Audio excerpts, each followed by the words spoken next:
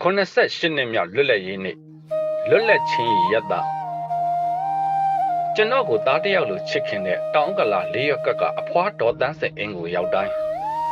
တနစ်ကို3ခေါက်လောက်ပြောပြတာကသူတို့ငယ်စဉ်ဘဝအကြောင်းတွေပါပုတ်ပွားတဝိုက်ကသူ့ရဲ့မွေးရမြေဖြစ်တယ်သူ့ကျွန်ဘဝရောက်စဉ်ကဘူးသီးကိုခေါင်းအောင်လိုအပ်တဲ့အဝတ်လေးကိုကြိုထုတ်ထားပြီး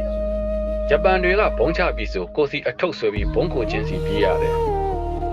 နောက်ကြတဲ့ခြေထောက်တက်ဆက်ပေါက်ပဲစိတ်ချလက်ချနေရတဲ့ရက်ကမရှိသလောက်ရှားပါတယ်အမြဲတမ်းကြီးလန့်အစာစားပဲ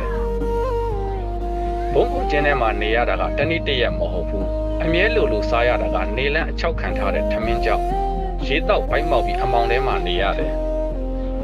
တခါတလေအမောင်နဲ့ပြေးရတော့မိသားစုတွေကွဲလို့ကွဲတောထဲမှာပုံနေရအေးဆေးလို့အိမ်ပြန်လာမှမိသားစုတွေစုံကြရတယ်ပညာလည်းမတင်ရအလောက်ကနွားချောင်းထမ်းလျက်ကြိုးရင်းနဲ့ကြီးပြင်းလာရတဲ့ဘဝတွေခက်ခဲတဲ့ဘဝကိုရင်ဆုံခံရင်ဖြတ်ကျော်လာခဲ့ရတယ်လွတ်လပ်ရေးရပြီဆိုတော့သူတို့ဘလောက်ပြောလိုက်မလဲစဉ်းစားတာကြည့်ပြီးတော့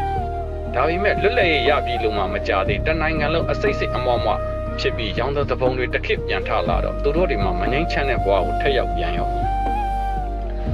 ဘဝကိုဒီလိုဒုက္ခပေါင်းစုံခံစားပြီးဖြတ်တန်းလာခဲ့ရတော့လွတ်လပ်ပြီးအေးချမ်းစွာနေရတဲ့ဘဝအခြေအနေတွေကိုမမောကြတန်ဖိုးထားကြတယ်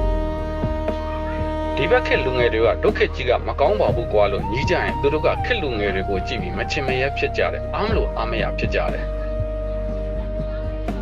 ဒီဘက်ခေတ်လူငယ်တွေလွတ်လပ်ရေးနေ့မှာပျော်ရွှင်စွာကစားကြလွတ်လပ်ရေးနေ့ကိုဂုဏ်ပြုကြပေမဲ့လွတ်လပ်ခြင်းရဲ့အရာသာကိုတော့သူ့ကြုံဘဝရောက်ဖူးတဲ့ဘိုးဘွားတွေလောက်ခံစားနိုင်ပြီမဟုတ်ပါဒီလွတ်လပ်ရေးကိုလွယ်ကူစွာရခဲ့တာမဟုတ်ပါဘူးခေတ်အဆက်ဆက်ထောင်ပေါင်းများစွာသောမြန်မာပြည်သူပြည်သားတွေရဲ့အသက်သွေးချွေးတွေနဲ့အရင်နှီးပြုပြီးမှခက်ခဲရခဲ့တာကိုဒီခေတ်လူငယ်တွေအလေးနဲ့ထားရမှာအသေးကြပါအခုခေတ်မှာအင်အားကြီးနိုင်ငံတွေကအင်အားနဲ့ဖွံ့ဖြိုးစနိုင်ငံတွေဆင်းရဲတဲ့နိုင်ငံတွေကိုခေတ်သစ်ကိုလိုနီစနစ်အရာစီးပွားရေးနဲ့ချုပ်ကိုင်ပြီးတိုင်းပြည်ရဲ့အချုပ်အခြာအာဏာကိုထိပါနေတာမျိုးလက်အောက်ခံအစိုးရထားပြီးနိုင်ငံရဲ့အချုပ်အခြာအာဏာကိုချုပ်ကိုင်ထားတာမျိုးတွေစသည်ဖြင့်အမျိုးမျိုးသောနည်းတွေဖြင့်နေချက်နေပါတယ်ဘယ်အထောက်ပံ့မှအလကားမရသလိုဘယ်နိုင်ငံကမှလည်းသူတို့အကျိုးမရှိပဲမကူညီဘူးဆိုတာသိထားရမှာပါ2019ခုနှစ်ထဲမှာမိမိတို့နိုင်ငံသားတွေသိလိုက်ရတဲ့အမြတ်ကတော့အကူအညီပေးပါမယ်ဆိုတဲ့အစိုးရမဟုတ်တဲ့ပြည်တွင်းပြည်ပအဖွဲ့အစည်း NGO အများစုကကူညီပေးတယ်လို့နဲ့ဒုက္ခပေးကြတယ်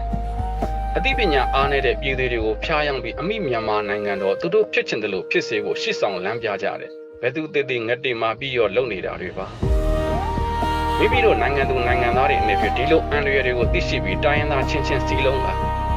အစိုးရနဲ့ပြည်သူလက်တွဲပြီးစီးလုံးသောအင်အားတွေဖြင့်မိမိတို့နိုင်ငံရဲ့အချုပ်အခြာအာဏာလွတ်လပ်ရေးကိုကမ္ဘာတည်သွေးတည်ရှိအောင်ကြိုးစားကြရမှာဖြစ်ပါတယ်။တိုင်းပြည်အင်အားရှိမှတပ်မတော်အင်အားရှိမှအခြားနိုင်ငံတွေရဲ့စော်ကားခြင်းမခံရမှာပါ။အခုကမ္ဘောဒီးယားနဲ့ဗင်နီဇွဲလားဖြစ်ကသက်သေပါ။ချင်းရန်ဖြစ်နေတာတွေလည်းကြကြပါစို့လား။အဆုံးထိနားထောင်ပြီးလို့အားလုံးကိုကျေးဇူးတင်ပါတယ်